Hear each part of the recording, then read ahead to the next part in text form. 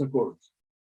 But it's if you take the maps in those books that young pupils are learning from. So the maps speak about the land of Israel, which is without the name Israel. It's the name Palestine, as if there is a state of Palestine. And no city, Tel Aviv, for example, doesn't exist in those maps.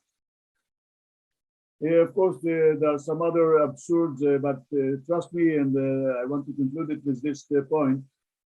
You know that there was a survey in East Jerusalem amongst the Palestinians who live in Jerusalem. We have 35% of the inhabitants in Jerusalem are Palestinians. And there was a survey launched in Ramallah that asked the people in Jerusalem. A few years ago, a friend from Ramallah told it to me.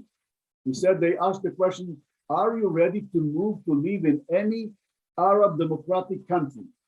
As if there is an Arab democratic country. I said, all right, what were the results? And he told me, Avi, you won't believe, 80% said no.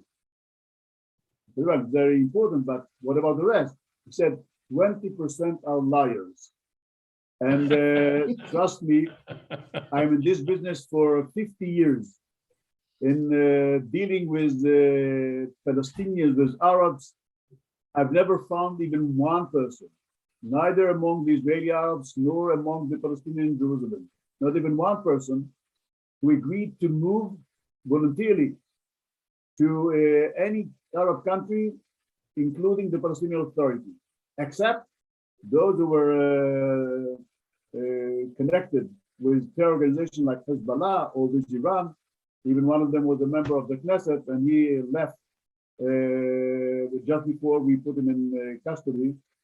So all the others are living in Israel, even if they demonstrating against Israel, even if they are expressing some anti-Semitic ideas, but we are able to contain it. And I can assure you, we haven't disappeared till today, and we are not going to disappear despite the hatred against Jews. Thank you very much.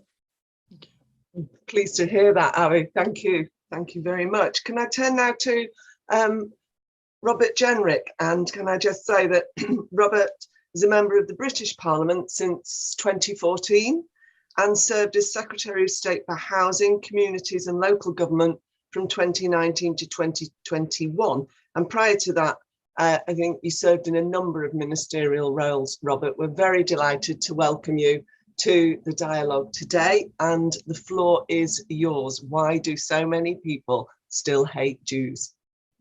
Thanks, Joan, and thank you all for the invitation. My first time joining the dialogue, so I'm very pleased to be here. I've heard great things about it from my colleagues here in the UK, particularly from Conservative Friends of Israel, which I've been involved in for many years. I think, as Avi has said, anti-Semitism in the UK and elsewhere in the world is as old as time. It's the oldest form of hatred. But there are a few things I would draw together that I see today, certainly in the UK, which are newer phenomena. The first really is social media, the prevalence of anti-Semitism on social media and the ease in which it can spread, which creates a whole new issue, one we're grappling with in the UK. We'll hopefully be legislating for, and a new piece of legislation that's going to come before Parliament next year, placing much greater burdens on the big tech companies to be aware and to take action against anti-Semitic material that they find on their platforms. And linked to that, I think, is the number of young people in particular who don't really recognize anti-Semitism, and when they see it on social media, are far too quick to share it, to repost it and so on. And we saw that, I think, really strongly here in May, when there was so much vile anti-Semitic material circulating on social media, and a number of people I knew, particularly younger British Jews, were shocked to find their friends and university classmates posting and sharing material which was clearly anti-Semitic and deeply offensive. but they were not individuals who they would necessarily have previously associated with that sort of content, but through ignorance, they simply didn't really appreciate how offensive the material was that they were circulating. And so I think there's a huge amount that we need to do, obviously to take action against social media companies, but to educate younger generations in what is anti-Semitism, which is depressing because you would hope that it would be obvious, but it clearly isn't to many people today. Secondly, I think in the UK, as in I think some other countries, we have a heightened debate about race and discrimination, which is not necessarily a bad thing. You know, there's much to be welcomed about that. But for some reason, Jews are largely hived out of that. And you may have read the book that's been a bestseller here in the UK by David Baddiel, Jews Don't Count. There is a sense that in some of those debates, for some reason, the Jewish community and anti-Semitism is treated as different and other to the other serious forms of discrimination and racism, which members of the public and particularly institutions are so focused on at the moment and trying to tackle. We saw that recently here, where a university in London, Goldsmiths College, decided to create a separate stream for I think what they call white students and issues, and they to protect discriminate against groups, and they chose to put Jews into that as if there's no discrimination against Jewish students, which is obviously very surprising. I think the third thing that we've seen here is poor practice, sloppiness, ignorance, and outright anti-Semitism in public institutions, and that's not been confronted sufficiently in recent years. We've seen that in universities in particular, where there's been some very shocking incidents, actually. A university professor at the University of Bristol, a reputable British university, spreading anti-Semitic conspiracy theories, and then a very long, drawn-out process, which eventually led to his leaving the university, but only after extreme levels of pressure were exerted upon the university, placing Jewish students really in an utterly intolerable position. We've seen councils at times getting involved in the BDS movement and engaging in groups that, frankly, they should not be doing, groups that have links to the Muslim Brotherhood, to Hamas, to Hezbollah, out of, at times, anti-Semitism, at times, naivety. But overall, a need to root out anti-Semitism in public institutions, something which in government I've been involved in, and we are now taking very seriously by trying to ensure that all those institutions sign up to the IRA definition and robustly enforce it. And there's very clear guidance to government departments and to councils and other public institutions about who they should be engaging with, who they shouldn't be engaging with. And then you may have seen recently much stronger line taken on anti-Semitic organizations, most recently with the prescribing of Hamas following the prescription of Hezbollah a couple of years ago. And then lastly, which is not a new phenomenon, of course, the continual conflation of the actions of the State of Israel with the Jewish people more broadly. And we've seen that flare up really despicably in May this year, when there was that big rise in anti-Semitic incidents that Joan Ryan mentioned in her introduction, which was the worst I've known anti-Semitism in this country for many years, perhaps a decade, which gives us all really here the reason just to keep fighting this cause and pressing ahead in any way we possibly can.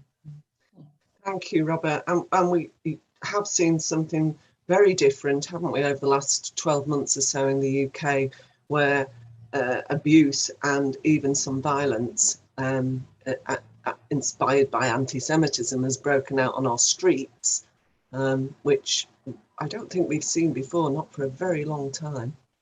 So thank you very much. Can I turn now to Henry Ergas? Henry worked at the OECD in Paris and focused on economics. He's taught at universities such as the Kennedy School of Government and the Australian University of Wollongong. He's been a columnist for The Australian and has chaired a number of government inquiries. He has many publications to his name, and in 2016 was awarded Officer in the Order of Australia. Henry, the floor is yours. You're very welcome. Thank you very much. Can you hear me? Yes, we can. Yeah, Good. Thank you. I can anyway.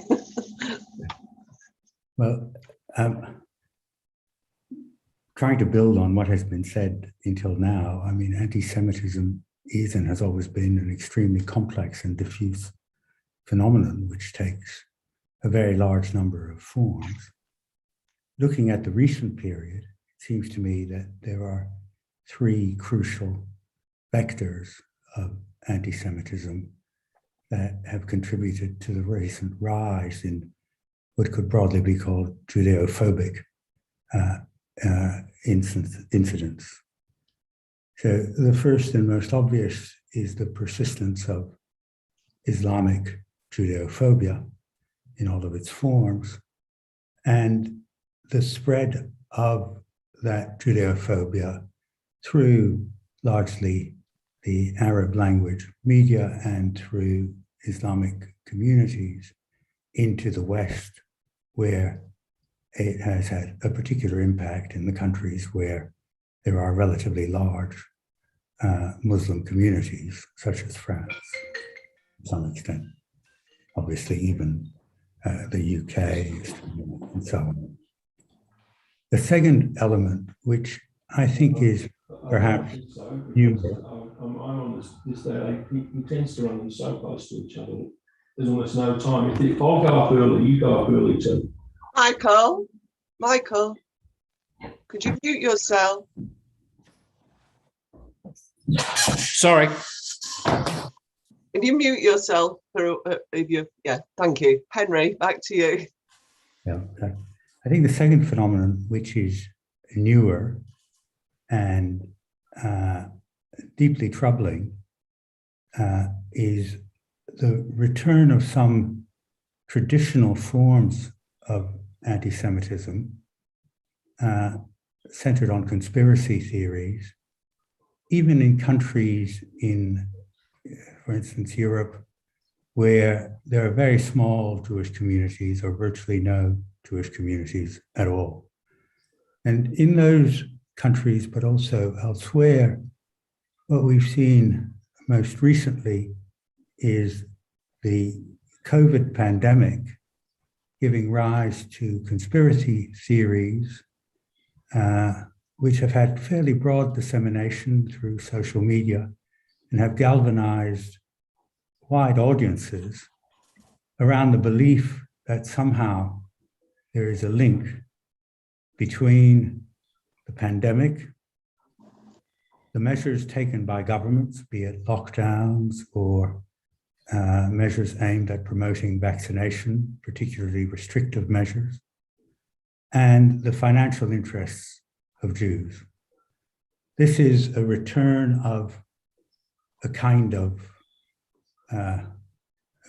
protocols of the elders of Zion type theory that is now, I think, quite well entrenched and very difficult to overcome. We saw that at recent demonstrations against pandemic-related measures in France, in the Netherlands, in Germany, and also in Eastern Europe.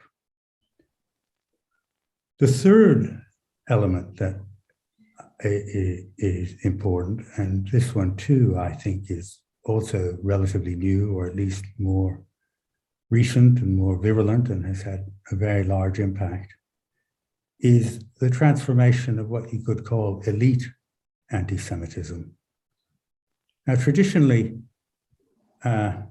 elite anti-Semitism was a phenomenon very largely of the right, the political right, and it was associated with a kind of traditionalism and detestation of Jews because of their supposed association with capitalism. That phenomenon of traditional right-wing elite anti-Semitism hasn't entirely disappeared, but it's largely given way to a kind of left-wing anti-Semitism that has become both entrenched and, in at least some parts of the world, relatively pervasive. There was a very interesting recent study in the US which looked at, done by two social psychologists and quite rigorously done, looked at the extent of anti-Semitism, essentially trying to assess the degree to which it was associated with education levels. Now, as you'll know, there's a traditional theory which has been around really forever, but received a lot of attention from social scientists in the 1950s and then on, which claimed that anti-Semitism was largely a phenomenon of the uneducated. And so that as education levels rose, anti-Semitism and other forms of hatred of that kind ought to really wane, if not entirely disappear. But what this study found, which is a bit of a contrast to the results in social psychology of the 1950s and 1960s, was that anti-Semitism was A, more prevalent among the young, and B, more prevalent among the educated than amongst the old and more poorly educated in the United States. Indeed, when you looked at people who had graduate degrees, so you're talking about people who are highly educated, there was considerable evidence that they espoused or believed in held some anti-Semitic beliefs. And that was typically associated with people who regarded themselves as politically progressive in one form or another. And that raises the interesting question of why that's happened and what its long-term consequences are, because obviously it's a very substantial shift and it shows no signs of going away anytime soon. And to my mind, there's a number of reasons, and without wanting to take more time than I should, let me just mention them almost seriatim. I think one reason is simply the waning of the Holocaust and the fact that you've had an entire generation for whom these are really distant events and do not have the sort of resonance that Shoah or the Holocaust certainly had for earlier immediate post-war generations. I think a second phenomenon associated with that is the fact that anti-Zionism or attacks on Israel have enhanced the respectability of anti-Semitic tropes, or at least reduced their obvious repugnance. And what they've done at the same time is to change the characterization of Jews, which emerged rightly or wrongly from the Second World War as victims, into a characterization of Jews as perpetrators. And that has then associated Jews with the other perpetrators of the vast number of crimes which the West is alleged to have committed. So from having been victims of those crimes, Jews have been converted into the perpetrators and benefactors of those crimes, elevating them into the status of legitimate objects of resentment, if not hatred. I think a third important factor is the decline in universalism in the left and the rise of a very aggressive kind of anti-Western secularism. It's one of the peculiarities of the current period that the people who are most disliked are Catholics and Jews. It's bizarre when you look at it historically, of course, but it's extremely widespread. And the final element in it are the peculiarities and paradoxes of identity politics, where whilst identity politics is a very broad phenomenon that contains all kinds of sins, one element of identity politics, to my mind at least, is the notion that identity is both crucial, but is also an element of choice. And this leads to a paradoxical outcome in which Jews, precisely because they hold on to their tradition, are viewed as in some ways being despicable or being a proper object of dislike. And so when you put all of those trends together, I think we do face a situation which is very dangerous and one to which there are no easy solutions. Thank you, Henry. Thank you very much indeed.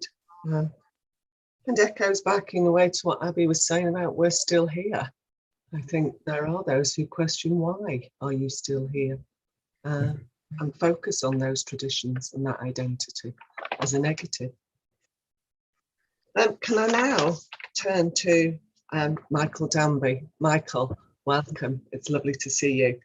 Michael served 7 years as Labourer, 7 terms, 7 years, an awful lot more than that, Michael. I'm sure you've got the scars to show for it. Michael served 7 terms as Labour MP in the Australian Federal Parliament.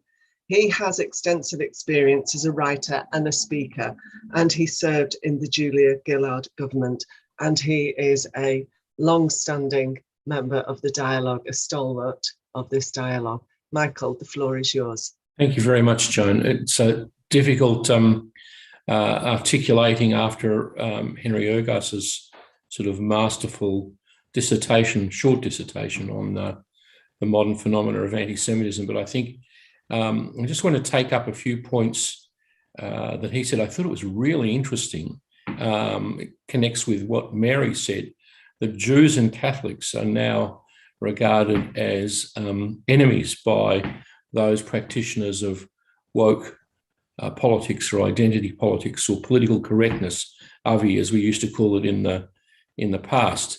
I don't think that phenomena is as strong in Australia as it is in Britain or the United States.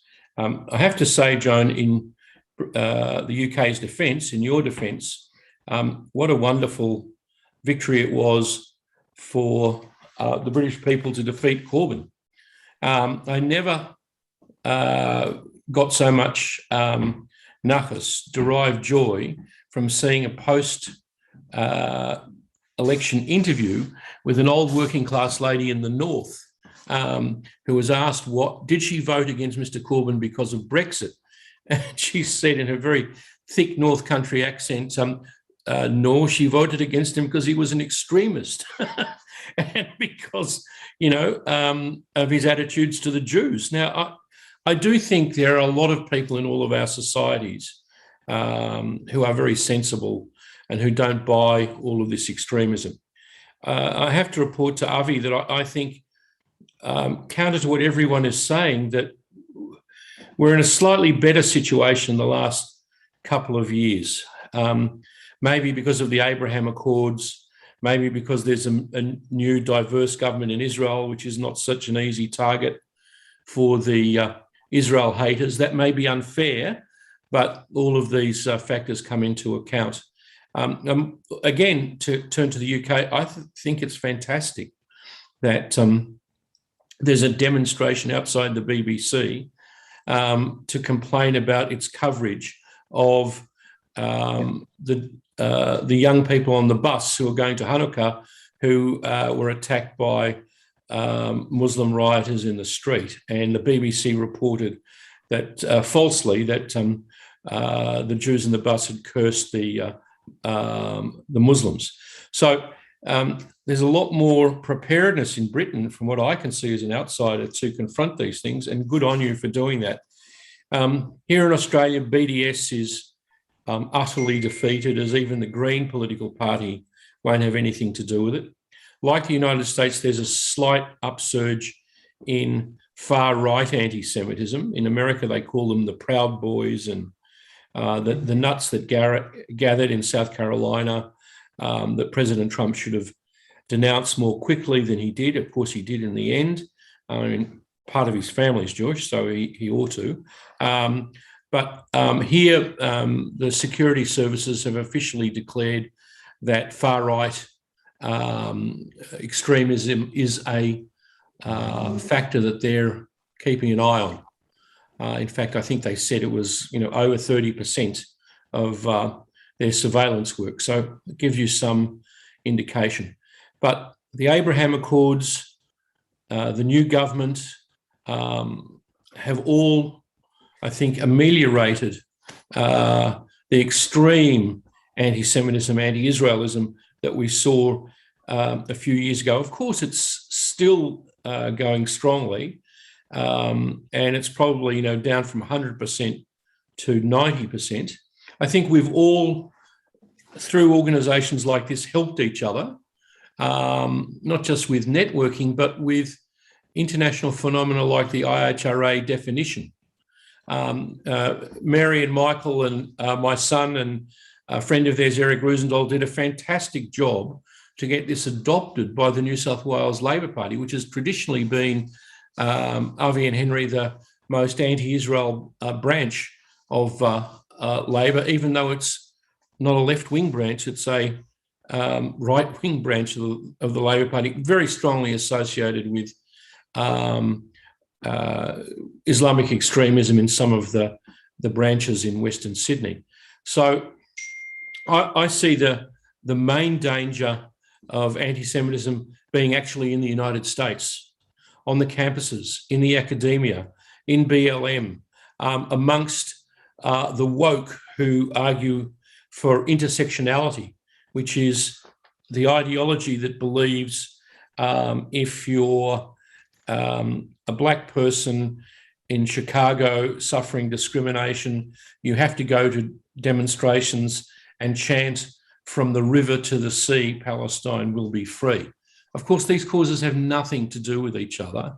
And African Americans are being exploited by woke extremists to get them to believe that. I don't think many of them do. And, I'm slightly more optimistic than I was. I see BDS all around the world as in a retreat. I see the IHRA definition as a very good definition. I also have to say, Avi, I've never seen Israel stronger demographically, technologically, economically. I noticed just the other day that Israel's GDP is something like 430 billion, whereas South Africa, resource-rich but utterly corrupt, is but 310. So pretty good for a country of 9 million people. And I think that optimism, that technological capability, all of it sort of is having some effect. And I just say working together on BDS and IHRA, Australians, Brits, people from America, Israel, it all has a big effect. And we should keep doing it because it's keeping the barbarians at the gate. Absolutely, Michael. I think working together, and it prevents people feeling marginalised. And often when you stand up on these issues, I experienced this in Parliament.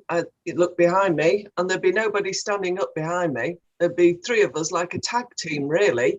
Louise Ellman, as you know, Ian Austin and myself. They'll stand up on anti-Semitism, but they would not stand up for Israel. Can I pick a few points up there and just put one point to you, or whoever wants to come in on it, but I'm picking it out from a little bit of what everybody said, and it started with Mary. And Mary, you talked about what's changed in the Australian Labor Party and the position of Albizi now. And of course, we've seen a change in the Labor Party, thankfully. I agree with you, Michael. That was, if you're a Labour person, it should have been a very depressing result, December the 13th, 2019. But the thoughts of having a leader in the in number 10 who allowed anti-Semitism to run riot was more than any of us could countenance. But this is, you know, we see now Labour Party, like you've said about BDS, Michael, Labour Party, Keir Starmer has come out very solidly against BDS. He's come out very clearly against anti-Zionist, anti-Semitism, a link that hadn't previously been made in the Labour Party. So I think these moves are important. But we mustn't forget there's anti-Semitism from left and right. And I wanted to ask you all about what you think about the kind of cult-like link between the populist leader and how it is strengthened by the unwillingness of others who should know better, who choose not to speak out. The silence of many mainstream politicians who fail to call out anti-Semitism as they would other forms of racism without thinking twice about it. I think that's a major problem. How do we confront this? And this link between populism and social media that Robert raised and focused on. How do we confront this populism and this link with social media and this lack of leadership from those who should stand up? Who'd like to jump in on that? Mary. Well, okay. I think there's so many points there, Joan. I'll just tackle a few from our experience. I think in Australia, Anthony Albanese went across to the UK and met with Corbyn on many occasions because we see photos of him meeting with him. But I think the realization, and I mean, Anthony is from the left of the Labour Party, but I don't think it was just the realization of Corbyn's defeat. I think he began to realise that if he was to ever be serious, and we have to have an election here in Australia within 6 months, it was a realisation that he had to mature and stand up on these issues. And so a number of people, including my husband Michael, spoke with him, and you know, there was then the understanding. He's always been, in fairness to him, he was always against the BDS, but he's now made that public. And certainly he was also against, being prepared to accept this definition of, the International Holocaust position on anti-Semitism was very important. And as Mike was kind enough to say, that happening at our conference was important because we already had a resolution on the books calling for the state of Palestine to be recognised, but it has in it with secure and defined borders. And certainly when this occurred earlier in the year at our national conference, there was certainly a rushing of people, including Penny Wong, our foreign ministers, and others, to say, no, don't just take this, even if it's part of the platform, to think that we're going to immediately implement this. That's not necessarily the case. You know, we will be sensible, we will be moderate, we will look at these sort of issues. So I think the Labour Party at the moment is in a more sensible place. In terms of the problem that Mike alluded to with regards to the problem here occurring in the New South Wales branch, which is the largest branch in Australia, is that we have sort of pre-selection for candidates is a rank and file thing.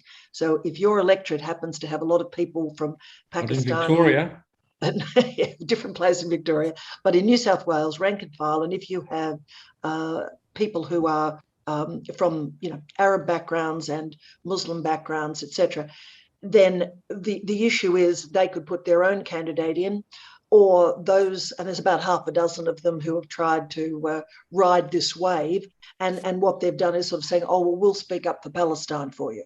And that's how the right split in New South Wales over this issue, whereas before it had always been loyal to the state of Israel. But that split is there. There is a little bit, the Queensland branch, which is a more left-wing branch of the Labor Party, it always passes crazy resolutions, but nobody takes it too seriously. And so therefore, that's sort of where we're at. So I guess we're at least pleased to say that it's in, because of the work and effort that everybody's put in, certainly Michael Danby at the national level was prepared to stand up to them on these sort of issues. And there has been, I think, a realisation that politically they need to take account of what we have to say. So I think that is a good sign. And I accept what Mike has said too. I think that it's not as rampant here as it clearly is in the UK and obviously in America and places like this. So I think that's all I'll say at this stage about it, just giving you the background of where Australia is. I think leaders will speak up on these things if they think there's an imperative. There's clearly, we don't have a very big Jewish population, and so therefore you've got to rely on other people who are non-Jewish to stand up and speak on these issues as well. And it's like anything else, because it's been going on for so long, like in terms of the Middle East issue, that you've had 70 years, we assume, and there are people like ourselves who are interested in Middle East politics, but there's a vast majority of people who are no longer interested in it. They've turned off from it. They just want it to go away. And therefore, they can't understand why you didn't go away. The fact, someone used the line before, we're still here. We're still here, we're still standing, and they sort of hate you for it. Crazy, I know, but they do. So anyway, that's my observation at this stage. Thank you, Mary. Robert, could I turn to you for a moment? Because I think it's true to say, we have at the moment in the UK a very, very a government that's very, very supportive of the relationship with Israel and has moved it from friendship to partnership, which is very, very welcome. And as you said, they're going to bring forward some regulation that might impact upon social media.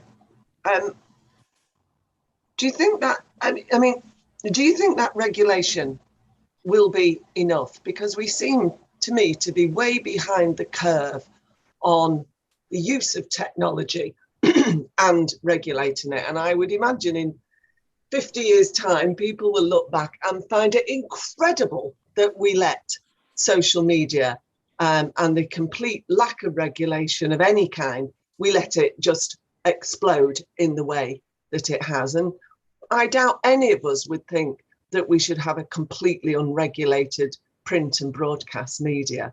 So I wonder if you could say a little bit more about that, because it's an issue that the government the UK government seems to be going to take on to some degree, but it's actually a big, big issue around the world with a global impact. Yeah, thanks, Joan. I think you're absolutely right.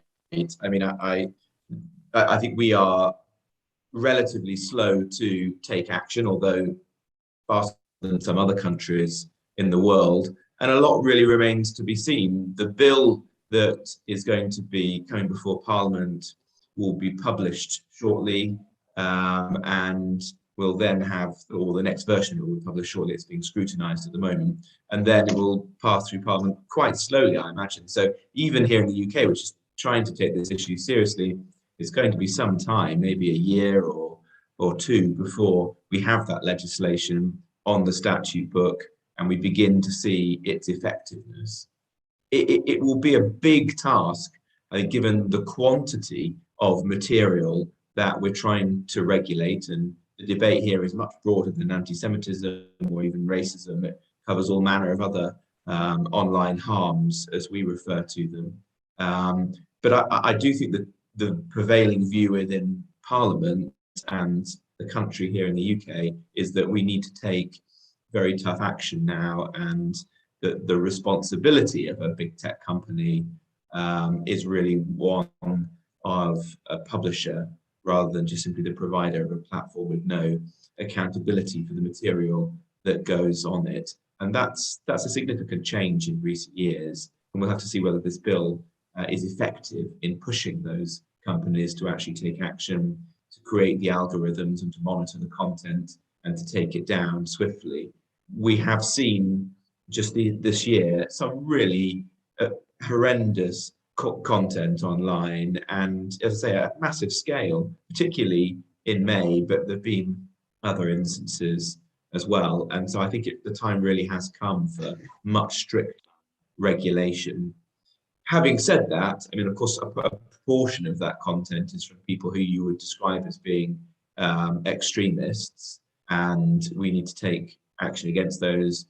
the scale of it that we've seen suggests that the problem is much broader than just that. And as I said in my opening remarks, there's a very large number of our fellow citizens who are liking and retweeting, not necessarily creating, but propagating content, which is anti-Semitic and deeply offensive. And that's a much broader issue around education and trying to ensure that the next generation understand the issue that they're playing a part in.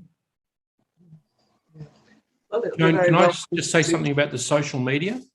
Yeah, please do jump in. It's the Magnitsky Act went through the Australian Parliament. I started it, and it finally made it after 3 years, just past the last few weeks. But in my last speech, I really focused on the social media, which I think I applaud what you're doing in the UK, Robert, but Twitter and Facebook, who I'm familiar with because I'm on them myself, are not just on the issue of anti-Semitism, but on the issue of warping the mental health of young girls, on the attacking of people who don't agree with you on trans issues, who are Ukrainian and who are sledged endlessly by anonymous Russian trolls. It's a phenomenon that just needs to be regulated. I think for people who use their own name in the UK and Australia and the United States, we can use the IHRA definition to prosecute these people. But it's the trolls. It's the way, who decided in world history that Mark Zuckerberg should earn $39 billion a year and not spend the money to regulate his publication or publisher, as all of the other newspapers all over the world have to. I'm sorry, when, as I'm sure will happen, the Republicans win the midterm elections, there's going to be hell to pay for the social media. I think there need to be congressional hearings. I think Facebook and Twitter need to be properly regulated. They need to declare all of the people who are trolls should be given a back address at least. They should be forced to pay for people who defame other people or racially attack them. It's, as Robert said, it's a much wider problem than just anti-Semitism. But all of this has to be dealt with by our legislators in a systematic way across the world. I'm sick to death of, it's a free market for Mark Zuckerberg to earn $39 billion and not spend any money. You see, the model is he doesn't spend any money on regulating his own network. He doesn't have editors like the Times or the Sydney Morning Herald or the New York Times have to. That's why he makes all of that money. Now, he should either be forced to, or the company should be broken up like the US railroads were in the 1860s. Something has to happen, and it's about to crack soon. And my prediction is 2022 when there are congressional hearings on this. Let's hope so. And not only does he not spend money regulating, every single point of use makes money, whether it's good, bad, criminal, whatever it is. And that's a problem. And we will welcome regulation because it will at least start to change people's attitude. There seems to have been a great success on behalf of social media, the idea that nothing can be done about it. It's the World Wide Web, no regulation is possible. Of course, that's nonsense. I'm just going to bring in Avi and Henry, if you want to make a comment, and then we're going over to Alan Howe to open this up to any questions from all the people who've joined us this morning. Avi. Yeah, thank you, John. If I just continue the regulations issue that Michael just raised, I would say that if we are trying to ask ourselves, how come that 73 years post the independence war and post the establishment of the country, we still have a definition of refugees amongst the Palestinians. Now, why I raise it when it comes with the hatred towards Israel and towards Jews in general, because worldwide we have the UNHCR, the organization who takes care of the refugees under the United Nations, of course. They take care of 72 million refugees all around the world, with 12 employees, with a budget of $8 billion. At the same time, you have UNRWA, who takes care of 5 million Palestinian refugees, with 31,000 employees, with $1 billion budget. Now, it's an absurd that when you ask yourself, how come that the United Nations, through UNRWA, is practically sponsoring a huge wave of anti-Semitism or anti-Jews from refugees. If you just take the Gaza Strip, for example, Gaza Strip was in 1949, when UNRWA started to take care of the Palestinian refugees, it was 170,000 refugees. Today in Gaza, UNRWA takes care of about 600,000 refugees. It's something that you ask yourself, how come the definition is an endless definition? Now, when you are raising the definition of refugees who are hating Jews, hating Israel, are attacking Israel, that's another issue, but they're sponsoring it. You know, Hamas and Palestinian Islamic Jihad, the organization in Gaza Strip, the most significant part of jobs is being given to the families of those terrorists by UNRWA. It used to be with Fatah organization and PFLP, Trans-Liberation Organization, under the PLO, up until the Gaza Strip was taken in a military coup by Hamas. And now, of course, the majority of their employees are from the ranks of Hamas and Fatah. I'm telling you, it's an absurd that we, the whole world, under the United Nations, we are sponsoring it. Another aspect of anti-Semitism, and we cannot run away with it. Yeah. It's not a secret that within Islam, you have many things that demonstrate a kind of anti-Semitism. It's not just against Jews, but it's mainly against Jews. You know, every Muslim worldwide is praying 5 times a day, 5 times a day, a prayer which is called Surah Al-Fatiha, which is a very short prayer that is being said in all 5 prayers during every day by every person. I wouldn't find, and nobody will find any Muslim worldwide that doesn't know this prayer. And this prayer, it's the bottom line, says that it honors God about helping the right people, etc., etc. And it said, give us the honor to those who are following you, except those that you are angry of and not following you, which means Jews and Christians. Now, it's well known by every Muslim. Now, that's the roots, that's the spring of anti-Semitism, and it's 5 times a day by children, adults, men, women, and we have to think very, very profoundly about it as a root of anti-Semitism. Yeah, I mean, I don't know, Henry, do you think does that relate to the Islamic Judeophobia that you raised with us as your first point?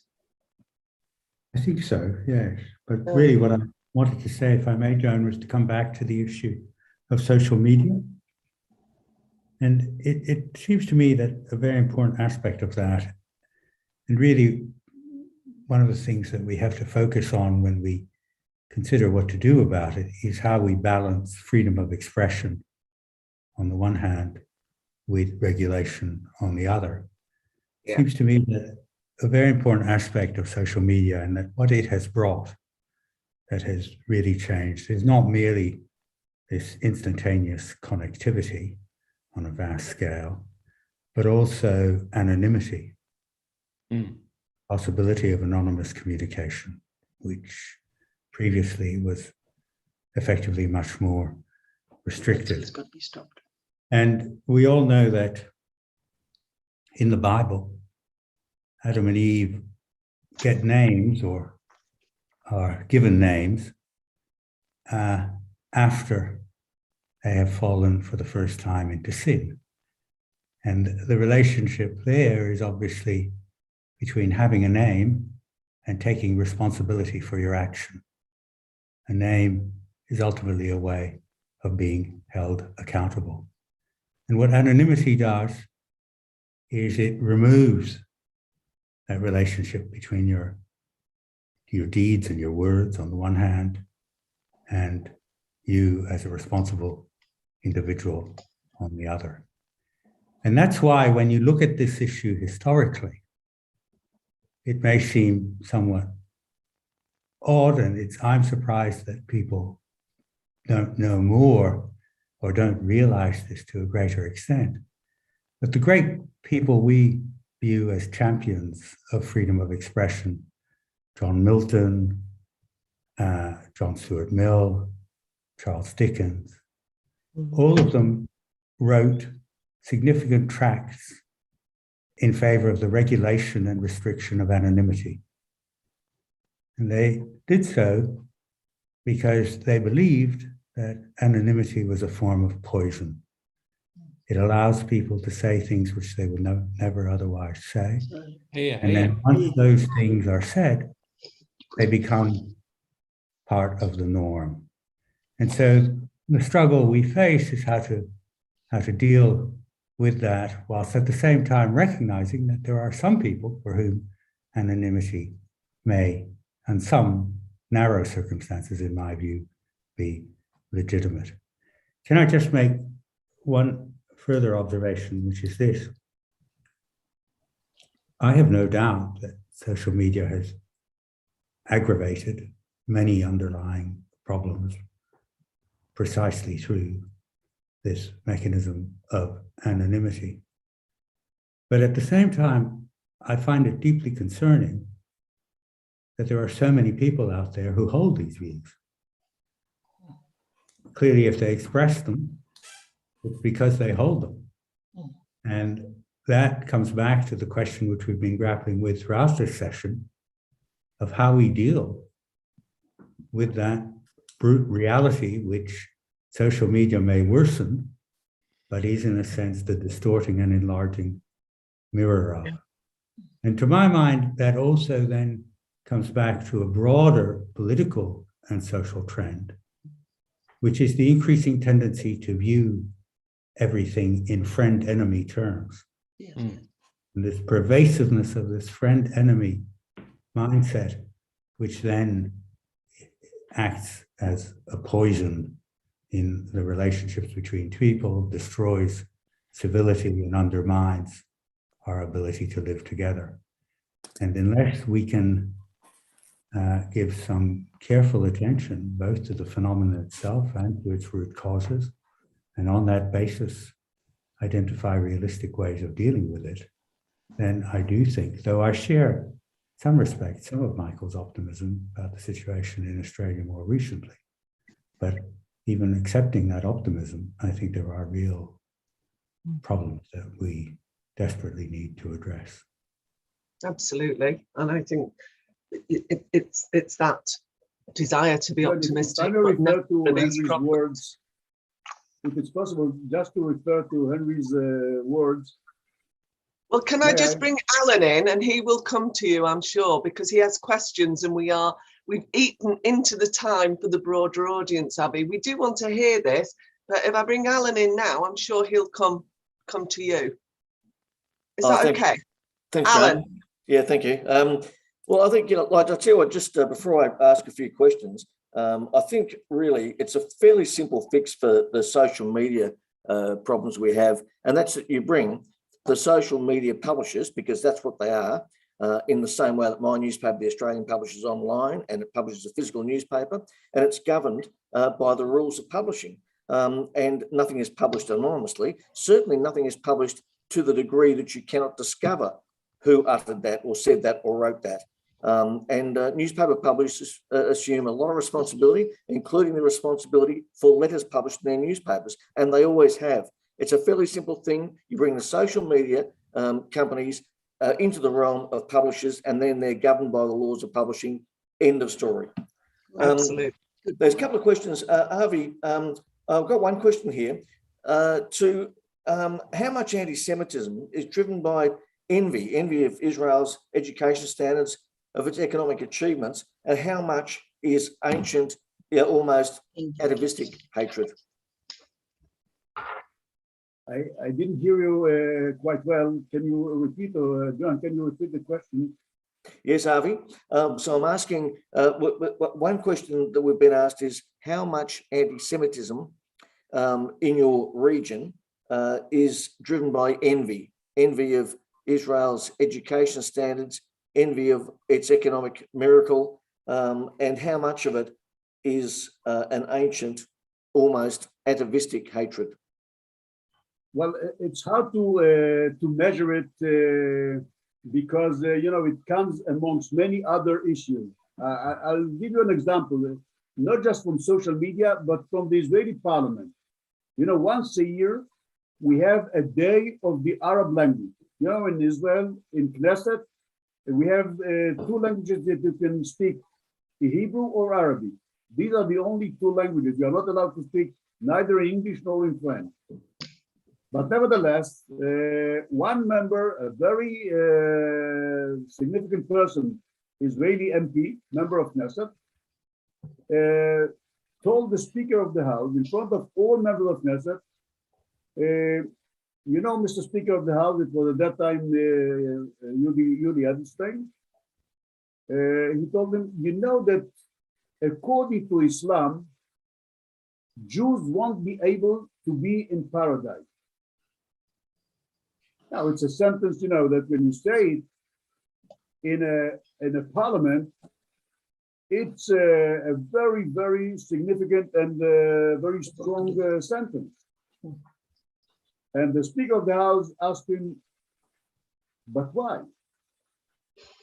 And he said, according to Islam, the spoken language in paradise is Arabic. So it means you won't be able to be in paradise. Now, it's a way of fanaticism that you can take it from Islam. You can take it from the way that people are trying to understand or to explain the Islam in the right way or in the wrong way, normally in the wrong way. Biased, of course, and adapted to the needs of people or of organizations, including terror organizations, but not just terror organizations. As I said, the books are full with fake news, fake facts, and incitement per se. But when I had to speak in Arabic, so I told him that with all respect to the way that he explains Islam, I will tell him about a fanaticism event, a fanatic person, a suicide bomber who carried out a suicide bombing. And thank God it didn't explode. So the only person, the detonator was exploded, but not the bomb itself, the explosive. And he lost consciousness and was taken to a hospital nearby. When the person who came to question with him about who sent him, when he opened his eyes after a few hours, he told him, do you know where you are? And you know what he replied? In heaven. He said, you're not in heaven, you are in hospital. Both start with an H, but it's definitely not heaven. And he told him, no, the terrorist said, no, I'm in heaven, absolutely. Up until, of course, he told him, hey, my man, listen to me. You know who am I? He said, yeah, you are a bloody Jew. The man was experienced enough not to respond, but to say, yes, you're right, I'm Jewish. Are the Jews in heaven? You know what he said? You're right. No Jews in heaven. And he started to give information who sent him. So it shows you that it goes much deeper than social media. It goes much deeper than just envy of Israeli successes, economically, security, social needs, etc. It comes very deep from frustration. If you look around us, the neighboring countries, Lebanon crashed, Syria crashed. Iran is not a neighboring country, but it's a country that its economy crashed. It's 250,000 Iranian rial per dollar. Just 5 years ago, it was 25,000. Lebanon is used to be 5,000 Lebanese currency per dollar. Now it's 25,000. So we do understand that the countries around us, including the Palestinian Authority, let alone Egypt, Jordan, are countries that crashed in terms of economy, while Israel is, as I said, in a prosperous situation. We used to be, just a decade ago, 850 billion Israeli money, GDP. We are now 1.4 trillion Israeli money GDP. And if you take, for example, the Palestinian Authority, 27 years after established, the official currency is not the dollar, not the pound, not the euro, not the Egyptian lira, and not the Jordanian dinar. The official currency, 27 years after established, is the Israeli money. So I don't know if it's envy, I don't know if it's frustration, I don't know, but if you sum it up, all of them, and put the source of Islam above it or under it, you get the anti-Semitism behavior, anti-Semitism education, and unfortunately, anti-Semitism activity. Thank you, Avi. I'd like to ask Robert and Henry the next question. And I'll ask it from an Australian perspective because that's the one I'm aware of. So Australia's aid to the Palestinian territories is about $40 million, just less than. And the Australian government says that it has a zero tolerance to fraud, mismanagement, and that money's linked with any terror. And yet we know, and Itamar Marcus will tell us soon enough, that school books and teachers preach hate in the Palestinian territories on a very regular basis. We see it every year. Now, the difference between Western anti-Semites is they might annoy you, but Arab anti-Semites will kill you. But is it counterproductive for us to be stricter about how that money is used, or indeed, should we use it as a lever to say, you know what, I'm not sure we can keep giving you money while that hate is taught to school children in the Palestinian territories?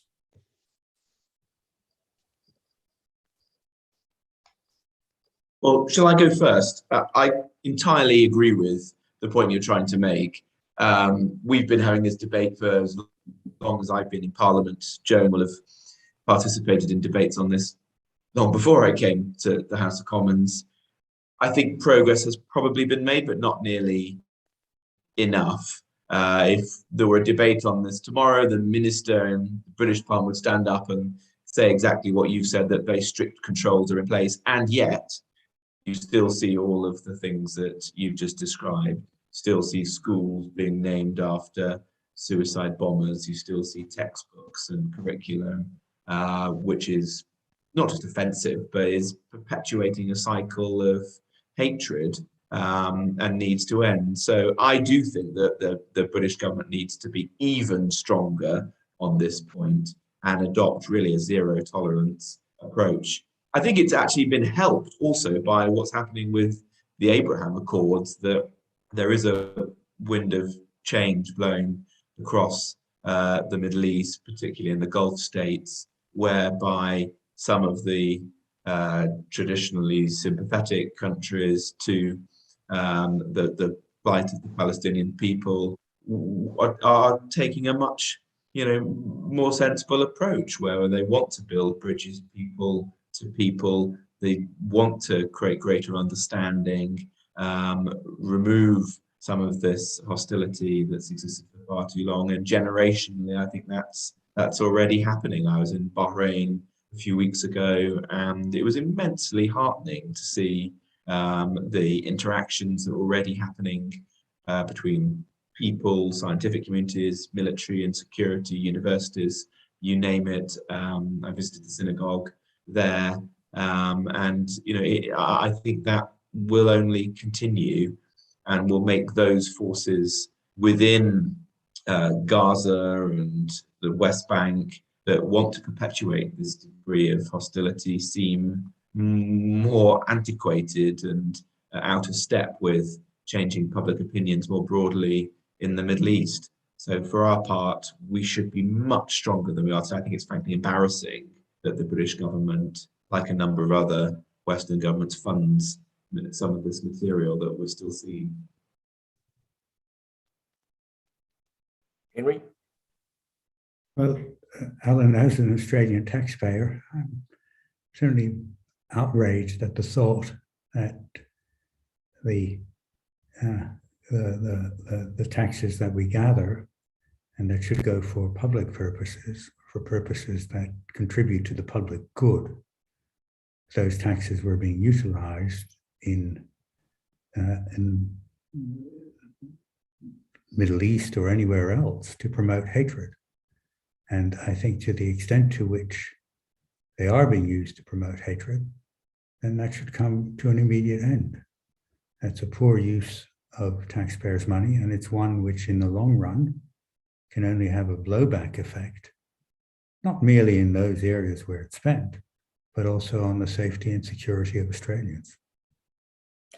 Robert, while I've got you, other than the Iranians, the BDS are probably the best organised anti-Semites on the planet. They're pretty irrelevant here in Australia, but they still seem to have some traction in the UK, or at least some numbers. Is there any way that anti-discrimination laws could be used to outlaw them? Well, yes, there is. And I would be a bit more optimistic than perhaps the way you describe it in the UK. I do think BDS is being beaten back here. There is no, I think, political party in the UK that would support BDS today. And it is, I think, becoming much more of a fringe activity. What we want to do is pass a piece of legislation here, and I'm pretty confident it will be in the next legislative programme, the Queen's Speech as we call it, in the spring of next year, which will outlaw BDS in the UK. There's a question about how broad that law can be. Obviously, I want it to be as broad as possible so that there's next to no avenue for BDS to continue here, and that would be a very good step forwards. When I was local government secretary, we lost a case in the Supreme Court here, whereby the pension fund of all the local government workers, my predecessor Eric Pickles, who some of you will know, had said that pension fund couldn't be used. They couldn't apply BDS to the investments there. The Supreme Court here said that it wasn't within the remit of the government to dictate what happens to that pension fund. So I hope that more fringe cases like that will be included in the piece of legislation that comes forward, so that there really is no longer any route for BDS in the UK. And as I say, I expect that law to begin its passage through Parliament next year. And so within a year or two, we should be in that position where we really have an absolute ban on BDS here, which would be a great step forwards. Joan, do we have time for one more question to Henry? Yes, got 3 minutes there, Okay. Alan. Henry, we know that the BBC in the UK, the ABC in Australia, and our universities are full of activists against liberal democracy, against Christians, particularly Catholics like myself, and against Jews. They seem to support Islam, not that they understand it. How do we deal with that? With difficulty. And that's, ultimately, all we can really do is hold them constantly to account and make sure that there are sensible ways of enforcing their charters, which require them to take a balanced view. And what we, I think, in Australia at least, and I believe this is also the case with the BBC in the UK, though I know much less about it, but certainly in Australia, what we have found very difficult to do is to have a complaints process and an accountability mechanism that has real teeth and that ensures that where it is the community as a whole that is paying for broadcasting, for services of that kind, that it is paying for information content that is balanced, that does not promote hatred and division, and that ultimately is in the interests of the people as a whole who are funding it. At the moment, we have had great difficulty doing that. I think we need to make greater efforts to find a way of ensuring that accountability actually works. Thanks, Henry.